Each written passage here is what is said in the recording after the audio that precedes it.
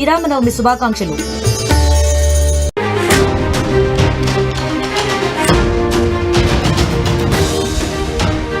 Breaking news చూస్తున్నాం. Pastor Ajay బాబు ఎటకెలకైన ఆచూకీ లభించింది. పోలీసుల అదుపులో ఉన్నారాయన. పోలీసులే అజయ్ బాబును అరెస్ట్ చేసినట్టు తెలుస్తోంది. ఖమ్మం జయనగర్ కాలనీలో తన ఇంటి నుంచి తీసుకెళ్లిన పోలీసులు పాస్టర్ అజయ్ బాబుని ఖమ్మం నుంచి హైదరాబాద్ తరలించారు. స్పెషల్ టాస్క్ ఫోర్స్ పోలీస్ అదుపులో ఉన్న అజయ్ బాబు. ఇప్పటికే పాస్టర్ అజయ్ బాబు పైన తూక్రామ్ గేట్లో కేసు నమోదైంది. పాస్టర్ ప్రవీణ్ మృతి పైన అజయ్ బాబు సంచలన ఆరోపణలు చేశారు. అయితే ఆ ఆరోపణల నేపథ్యంలోనే అజయ్ బాబు పైన ఫిర్యాదులు అందాయి. ఫిర్యాదు ఆధారితంగా పోలీసులు ఎఫ్ఐఆర్ నమోదు చేశారు. మీరు చూస్తున్నారు ఆర్టీవీ స్క్రీన్ పైన రైట్ సైడ్లో అక్కడ కనబడుతున్నటువంటి సీసీటీవీ దృశ్యాలు గమనిస్తే ఇక్కడ ఆ పోలీస్ జీప్ వెళ్తోంది కదా, ఆ పోలీస్ వెహికల్లోనే ఆ కారులోనే ఆ పాస్టర్ అజయ్ బాబుని పోలీసులు తరలించారు. ఇప్పటికైనా హైదరాబాద్ తీసుకొచ్చినట్టు తెలుస్తోంది. పోలీస్ అదుపులోనే ఉన్నాడు. అయితే ఇంకెవరైనా మీరు పాస్టర్ ప్రవీణ్ మరణం పైన మత విద్వేషాలు రెచ్చగొట్టే రకంగా మాట్లాడాలి అన్నా, ఇష్టానుసారంగా ఆ మరణాన్ని తప్పుదో పట్టించే విధంగా మాట్లాడాలి అన్నా, ఏది పడితే అది మాట్లాడితే చెల్లుతుందని చెప్పి హిందూ సంఘాలని, హిందూ సమాజాన్ని ఇంకా రకరకాలుగా రెచ్చగొట్టే ప్రయత్నం చేయాలన్నా కూడా డెఫినెట్గా ఇది ఒక అలర్ట్గా చూడాలి. పాస్టర్ ప్రవీణ్ మరణం తర్వాత అజయ్ బాబు కూడా అనేక ఆరోపణలు చేశాడు. అనేక మంది పేర్లు ప్రస్తావిస్తూ వీళ్ళే చంపేసి ఉంటారు, ఆ సమాజమే ఆ సంఘమే అంటూ కూడా మాట్లాడిన నేపథ్యంలోనే ఆయన పైన ఫిర్యాదులు అందాయి. పోలీసులు కేసు నమోదు చేశారు, ఇప్పుడు అరెస్ట్ చేశారు. ఇంకా ఎవరైనా కనుక డెఫినెట్గా రేపు మీకు కూడా ఇదే రకంగా ఉండబోతోంది. డెఫినెట్గా ఉపేక్షించేది లేదు. ఇక్కడ మనం పాస్టర్ ప్రవీణ్ పగడాలకు సంబంధించి డెత్ మిస్టరీని తెలుసుకోవాల్సిందే. పాస్టర్ ప్రవీణ్ మరణం పైన యావత్ 2 రాష్ట్రాలు కూడా ఆందోళన వ్యక్తం చేస్తున్నాయి. డెఫినెట్గా ఆయన మరణానికి సంబంధించిన కారణాలు తెలుసుకోవాల్సిందే. పోలీసులు ఎప్పటికప్పుడు కొన్ని విషయాలను వెల్లడిస్తూనే ఉన్నారు. అయితే ఇక్కడ దాన్ని తప్పుదో పట్టించే విధంగా, ప్రజల్లో ఆందోళన కలిగించే విధంగా, ఆగ్రహ జ్వాలలు రెచ్చగొట్టే విధంగా, ఆవేశానికి గురి చేసే విధంగా వ్యాఖ్యలు ఏవైతే ఉన్నాయో వారందరిపైన కఠినంగా వ్యవహరిస్తామని పోలీసులు చెప్పుకొచ్చారు. అటు ఆంధ్రప్రదేశ్లో కూడా పలువురిని ఇప్పటికీ అరెస్ట్ చేశారు. తెలంగాణలో ఖమ్మం సంబంధించినటువంటి పాస్టర్ అజయ్ బాబుని ఈరోజు రాత్రి అరెస్ట్ చేసి ఈరోజు ఉదయాన్నే ఆయన హైదరాబాద్ తరలించినట్టు తెలుస్తోంది. ఒకసారి మనం ఆర్టీవీ స్క్రీన్ పైన సీసీటీవీ ఫుటేజ్ చూడండి. ఆ పోలీస్ వెహికల్లోనే పాస్టర్ అజయ్ బాబుని తరలించారు. అజయ్ బాబు మాట్లాడుతూ, నాకు కూడా ప్రాణహాని ఉంది, పాస్టర్ ప్రవీణ్ తర్వాత నెక్స్ట్ టార్గెట్ నేనే. జమిలీ ఎన్నికలు రాబోతున్నాయి. జమిలీ ఎన్నికలు వచ్చేలోగా కొన్ని వందల తలలు క్రైస్తవులు తీయాలని చెప్పి బీజేపీ టాప్ మోస్ట్ లీడర్లు ఆలోచిస్తున్నారు. బీజేపీ లీడర్లు పోస్ట్ పెట్టారు, నాకు ప్రాణహాని ఉంది. కరుణాకర్ సుగుణ అనే వ్యక్తి మాట్లాడుకొచ్చాడు, ఆయనే ప్రవీణ్ పగడాల పైన మరణానికి కారణమై ఉంటాడు. రాధా మనోహర్ దాస్ పైన గతంలో ధవళేశ్వరంలో ఒక ర్యాలీ జరిగింది, ఆయన కూడా కారణమై ఉంటాడు. ఇవా వ్యాఖ్యలు చేసింది. సో ఆ వ్యాఖ్యల కారణంగానే కొంతమంది ఫిర్యాదు ఇస్తే ఫిర్యాదు ఆధారితంగా కేసు నమోదైంది. తాజాగా పోలీసు అరెస్ట్ చేశారు. ఒకసారి అజయ్ బాబు సతీమణి ఆర్టీవీతో ఎక్స్క్లూజివ్గా మాట్లాడుకొచ్చారు. ఆవిడేం మాట్లాడారో చూద్దాం. అజయ్ బాబు గారు మేము జయనగర్ కాలనీ, బల్లేపల్లి జయనగర్ కాలనీ 17వ నంబరు స్ట్రీట్లో ఉంటున్నామండి. రాత్రి 8:30 సమయంలోనే పోలీసులు మా ఇంటికి రావడం, పాస్టర్ అజయ్ బాబు గారి మీద కేసు అయిందని చెప్పి, ఎఫ్ఐఆర్ అయిందని చెప్పి, కనీసం ఒక స్లిప్ కానీ లేకపోతే ఎఫ్ఐఆర్ అయిన కాగితం కానీ ఏమి చూపించకుండా వెంటనే అక్కడ ఉన్న మనిషిని, బయట నిలబడి ఉన్న మనిషిని రావాలి అని చెప్పి వెంటనే తీసుకొని వెళ్తుంటే అతను మా పాస్టర్ గారు తన చేతిలో నా ఫోన్ ఉంది, ఆ ఫోన్ తీసుకొని లోనికి వచ్చారు. అదే టైంలో నేను బయటకు వస్తుంటే నన్ను చూసి, అమ్మ ఇట్లా అర్బన్లోని కేసు అయిందంటే నా మీద ఎఫ్ఐఆర్ ఫైల్ అయింది, నేను వాళ్ళు స్టేషన్కి తీసుకెళ్తున్నారు అని చెప్పి మా సార్ వెళ్ళారు. వెళ్ళిన తర్వాత మేము అర్బన్ స్టేషన్కి అని చెప్పి మేము వెళ్తే అక్కడ సిఐ ఏం చెప్పారంటే, మేము ఎవరూ రాలేదు, మేమెవరూ తీసుకురాలేదు, కేసు ఏం ఇక్కడ కాలేదు అని చెప్పి అక్కడ సిఐ గారు చెప్పారు. అయితే తను హైదరాబాద్ ఏమైనా తీసుకెళ్లారా అని చెప్పి, హైదరాబాద్లోనే ఏం చెప్పారంటే ఉప్పల్లో అని చెప్పారు కొంతమంది. ఉప్పల్లో ఉన్నారు అని అంటే, ఉప్పలకి ఆ స్టేషన్లో ఫోన్ చేస్తే మేము అసలు కేసు తీసుకురాలేదు అని చెప్పారు. కేసు అయింది కానీ మేము తీసుకురాలేదని చెప్పారు. ఆ నుండి తుకారాం గేటు అక్కడ స్టేషన్కి అని చెప్పి తీసుకెళ్లారని చెప్పారు. అయితే అక్కడికి మళ్ళీ మా బావగారు వాళ్ళు తెలిసిన వాళ్ళు ఉంటే అక్కడికి ఫోన్ చేసి కనుక్కుంటే మా దగ్గరికి రాలేదు, మేము తీసుకురాలేదని చెప్పారంటండి. అసలు మా సార్ని నిజంగా పోలీసులు తీసుకెళ్లారా లేకపోతే ఎవరైనా బయట వ్యక్తులు తీసుకెళ్లారా అన్నది మాకు తెలియడం లేదు. మీరే ఆయన దేవుని పక్షాన్ని పోరాడతాం అంటే దేవుని గురించి క్రైస్తవులకి ఆయన మాట్లాడుతూ ఉండు. ప్రవీణ్ పగడాల గారి గురించి ఆయన మాట్లాడుతూ ఉండు. మరి ఏ విషయంలో ఆయన్ని అరెస్ట్ చేశారో కూడా మాకు తెలియదు. అసలు ఏ విషయం అనేది మాకు తెలియకుండా తీసుకొని వెళ్ళారు. కాబట్టి ఇంట్లోని పిల్లలకు కూడా హెల్త్ బాగలేదు. మా సార్ని మాకు చూపిస్తారు, ఆయన ఎక్కడుండో ఏం కేసులు పెట్టారు, ఇక్కడ పలానా చోట ఉండు అని చెప్పి మాకు తెలిస్తే కొంచెం మాకు కూడా కొంచెం ధైర్యంగా ఉంటుంది. ఎవరో వేరే వాళ్ళంటే ఇప్పుడు పాస్టర్ ప్రవీణ్ పగడాల గారు చనిపోయినప్పుడు ఆ రోజు పోస్టులు పెట్టారండి. ఏమనంటే నెక్స్ట్ నువ్వే అనుకుంటా, నెక్స్ట్ అజయ్ గాడే అనుకుంటా పోస్టులు పెట్టారు. మరి వాళ్ళు చేశారో తెలీదు, లేకపోతే పోలీసులు తీసుకెళ్లారో తెలీదు, ఎవరు చేశారో తెలీదండి. అయితే రాలేదండి, నేను చూడలేదు. కంప్లైంట్ నైట్ వెళ్ళి అర్బన్లో కంప్లైంట్ చేసాం, కేసు తీసుకున్నారు. మరి పోలీసు వారు న్యాయం చేయాలి, ఎక్కడుంది తెలుసుకొని మాకు సమాచారం ఇస్తారని నేను నమ్ముతున్నాను. అంటే ఇప్పుడు క్రైస్తవులందరి పక్షాన ఆయన పోరాడుతూ ఉన్నాడు. ఈరోజు ఆయన అరెస్ట్ అయ్యి ఎక్కడుండో కూడా తెలియదు. మాకు న్యాయం జరగాలి. ఇప్పుడు క్రైస్తవులంతా కూడా తన కోసం నిలబడాలని మేము ఆశిస్తున్నాం. ఎందుకంటే నేను ఎన్నుకుంటాను.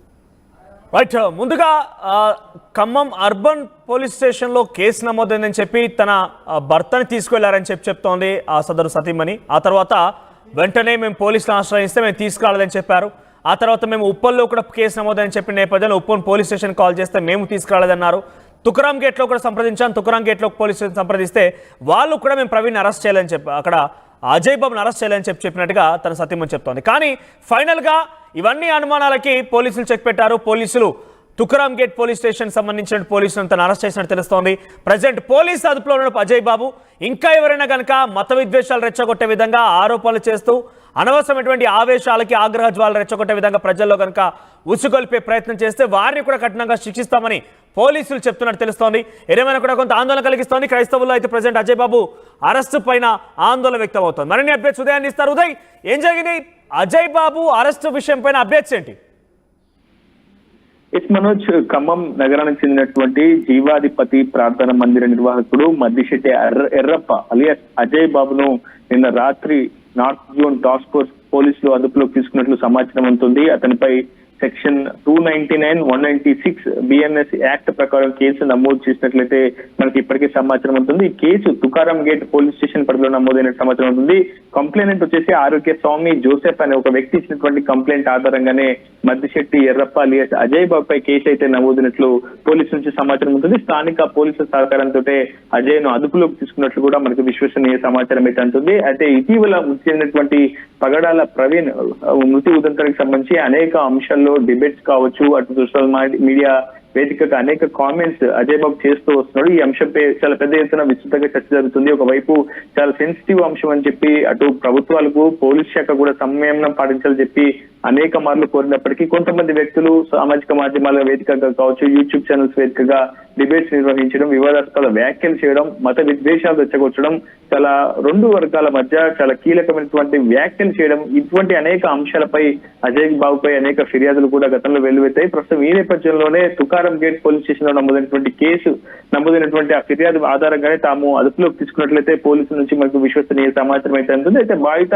కుటుంబ సభ్యులు మాత్రం తమకు ఎటువంటి నోటీస్ ఇవ్వలేదని చెప్పేసి అజయ్ బాబు భార్య ఆర్టీవీతో గత కొద్దిసేపు క్రితం చెప్పడమే జరిగింది. తమకు ఎటువంటి పిఆర్ కాపీ కానీ, ఎఫ్ఐఆర్ కాపీ కానీ, ఎఫ్ఐఆర్ నోట్ కానీ, లేదంటే సిఆర్పిసి 41 సెక్షన్ నోటీస్ కానీ ఎటువంటి నోటీసులు ఇవ్వకుండానే తన భర్తను పోలీసులు అదుపులోకి తీసుకున్నట్లయితే తెలుస్తుందని చెప్తుంది. అయితే అసలు ఎక్కడ ఏ పోలీసులు తన భర్తను అదుపులోకి తీసుకున్నారన్న విషయంపై ఇప్పటివరకు కూడా బాధితులకి కొంత క్లారిటీ అయితే లేదు. ప్రస్తుతం ఈ అంశం సంబంధించి గత కొద్దిసేపు క్రితం పోలీసులు కూడా ఒక క్లారిటీ ఇచ్చే ప్రయత్నం చేశారు. తుకారాం గేట్ పోలీస్ స్టేషన్ లో నమోదైనటువంటి ఫిర్యాదు ఆధారంగానే మద్దిశెట్టి అజయ్ మేము అదుపులోకి తీసుకున్నామని చెప్తున్నారు మనోజ్.